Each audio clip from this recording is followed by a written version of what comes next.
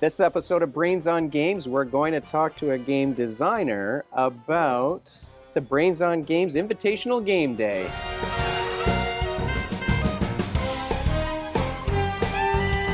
Welcome to Brains on Games. I'm Dr. Brian McDonald, and I am joined by... Chris Munro. Of? Montreal. Made it from, well, you can't see it, but it's on the back of my shirt. I love that a game designer who has a brand new game design company doesn't even mention the name of his project or anything that he's doing. Chris Munro, Montreal, late to the party board games. Late to the party board games. That you really were late to the party. I am a little bit late to the party at 45. So I met Chris at Ludicon in Montreal in November, and we've been getting together for board game nights every now and again. And a couple of times a year, my friends and I and family members and people from the board gaming community in Ottawa get together for an invitational, I always want to say international, invitational board game day. It's by invite only. You'll get to international eventually. Eventually, yeah. Well, I mean, Quebec is almost another country, and here you are. So we've been hanging out, playing games all day. I brought the entire studio from my basement over to the restaurant where we're hosting this event. And Chris and I have been hanging out playing games. And the first thing that this guy played was... Foundations of Rome. What a great game. Oh, wow.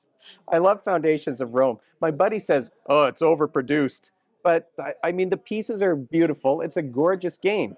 Oh, yeah. I was a lot of eye candy right off the start. I was mesmerized by the visual appeal of the game. It's a game that is, like, it hits a sweet spot for our group because it doesn't take that long to learn. Yeah. But every turn you've got decisions to make and things to think about. So, to me, that's perfect. You know, you want it to be strategic enough. Yep. But, you know, I don't want to spend an hour teaching people how to play a game because you want to play the game. Yeah, definitely. If I can cut in, please. What I really liked about the game was I kind of focused on what I feel was maybe 10 to 15% of what the overall game can offer as just a narrow, let's try this strategy. And that's a really cool game concept for me because you have so many different things you haven't even seen yet or tried yet the first time you play it. It's super modular. Like you can, there's so many things you can do and there's parts you can add. Now we didn't put everything on the table. Like I set everything up before everyone showed up because I just wanted people to be able to get in and start playing a game. So we didn't use trading and stealing. So there's more. There's a cooperative mode to the game that you could have played. Nice. And there's a couple of other modules. We did use the Monuments expansion. Yep. Player roles we had. Yeah, we had one, a choice of, you could choose between two roles and then cash one in and go with the other one for the rest of the game. And it's even with 5 players, it played in under 2 hours. Yeah, it was good. Including the teach, it played in under 2 hours. So again, that's a pretty sweet game length. What I liked about the teach, it kind of flowed naturally. Like you set things up and then you start the round and you say, okay, now we're going to do this. It felt like it had a good flow to it, which is, for me, very important for a teach. I mean, you had a great teacher. That's probably a big part of it. Fair. You're talking about your son, right? Yeah, well, actually, my son has played that game before, and he did help a lot with the teach. I'm talking about Brian. He's a good teacher. He deserves credit. All right. So I played a game... well, first I played Sonoda. Your friend Steve came. Your cousin Steve came. Yep. So for the first time, Steve came to a Brains on Games board game event. You and I have played a bunch of times. Steve's dangerous. Oh my God. I have never won a game against this guy, and it doesn't matter the type of game. I'm eager to try a dexterity game. Maybe I can get him on dexterity. No? Probably not. No. Well, maybe. Maybe with intimidation. He'll be so nervous, his hands will be shaky. Well, maybe if I hold one arm back. Oh, okay. I mean, if you think of Crokinole, he picked that up quickly. Did he? That's where I got my strategy from. Brutal. Yep. Well, I got to play against Steve with Sonoda first. We played a 2-player game with Sonoda. And Sonoda was my number 4 game of the year last year because, well, first of all, it's great. It's a Canadian design game. Yep. Canadian produced, as far as I know, right from the province of Ontario. But like a 30-second teach, and every turn you're thinking, what am I going to do this turn? It's such a great game. But of course, Props to Bill and Scott. That's a good one they came up with. BS Games, Yep. those guys know what they're doing. I'm excited for their I really am excited for their next project. I'm not just, because I've met them. Yeah, we get to see them. Well, I don't know about you, but I get to see them in March at Breakout. Looking forward to that. Also be at Breakout. We'll be Sweet. hanging out with Bill and Scott, learning what their new game is. They have a dexterity game in the works, I think, which I love. I challenge you now. All right. I'm going to do breathing exercises and make sure that I've got a steady hand by the time March rolls around. We also played Land and Sea. Have you played Land and Sea before? No, I looked at it a bit. It caught my eye right away, though. I don't usually like games like, what's that game called? I can't even remember the game. That's how much I dislike that style of game. The one where you're placing all the roads towards your cities, not Catan. Okay. Catan does have a longest road. It's a tile laying game. Somebody's going to yell at me that I'm not remembering the name of this game. I can picture it. It starts with a C. But anyway, I'm not a guy who likes tile laying games. Cascadia. I don't know. No, Cascadia. it's not Cascadia. Okay. I'm not a big fan usually of tile laying. Okay. But Land versus Land, it's just a perfect game, especially at 4 players, I think. When you're playing 2-player teams, one team is Land and one team is Sea. Yeah, we were 2v2. That's and cool. Of course, I should have been on Steve's team. Would have been a lot smarter. Why do you think I brought him? He's a ringer. You're bringing a ringer. No, I'm trying to help increase your track record of wins. So I brought the ringer. You're supposed to take him. I should have taken him on my team. You're right. I was not thinking.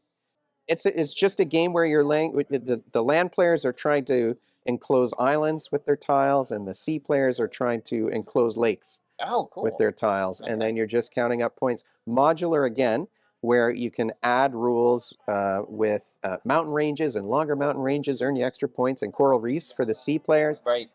It's just such a neat little game, and it's not just a 30. It takes maybe more than 30 seconds to teach it. Right. But the setup is so fast. Once you find the volcano tile and the start tile, that's it. You get 2 stacks of tiles, and then you just go. Nice. So it's real quick to get started. And the inner box organizer is your score tracker.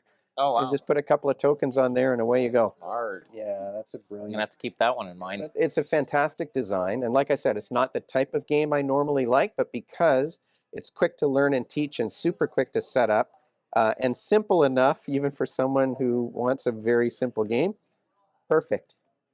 So, played a couple of great games. And later this afternoon, I'm gonna get my hands wet or dry. Land or Sea, we'll see. Depending. If you play 3 players, somebody's a navigator. That's a hard role to play. So interesting. We won't get involved in that situation. But you also brought some games, and they're not games that 1 or 2 not just anybody can play. The games that you brought. That's right, because they're not yet on the market. Unpublished prototypes. Yep. This guy is Fountain of Creativity, and you've got about a lot of games on the go. I don't want to say 25 games on the go, but it might be that many. No, it's I would say I have a good 10 to 12 that I'm happy with where they are, mostly to be able to pitch to publishers, and then a bunch of ideas running up here or on paper, wherever I've put them together. So yeah, this is something I love doing, so can't stop the brain. That's right. He can't stop. The only thing that he can stop doing is advertising the name of his company, because he didn't even mention it. I had to bring it up. You're here to promote? I'm trying to do some kind of signing. Late to the party. Yeah. Freshly registered as a board gaming company as of last year, so yes. I got to get a little bit better at that. Yeah, just registered as a company. You've got a domain, but not a website yet. Well, it's kind of a website. It's coming soon website. Okay, well, that's good. Working on logos, working on social media. Yeah. You going to put up some pictures on Instagram? Definitely. Tag Brains on Games. Yep.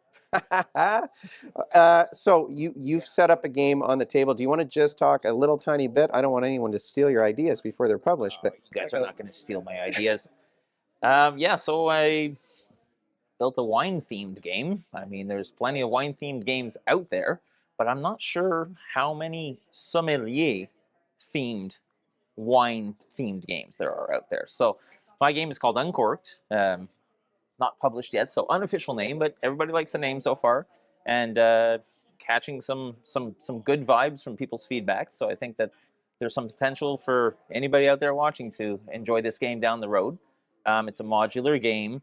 I'm looking for a sort of a game that twists, a game within games kind of concept. Yeah, it's like mini games depending on where you're working on the board. Fighting for space, mostly not too savage. So mostly Euro, because you're kind of doing your own thing, but you're fighting for the space, but you're not attacking people.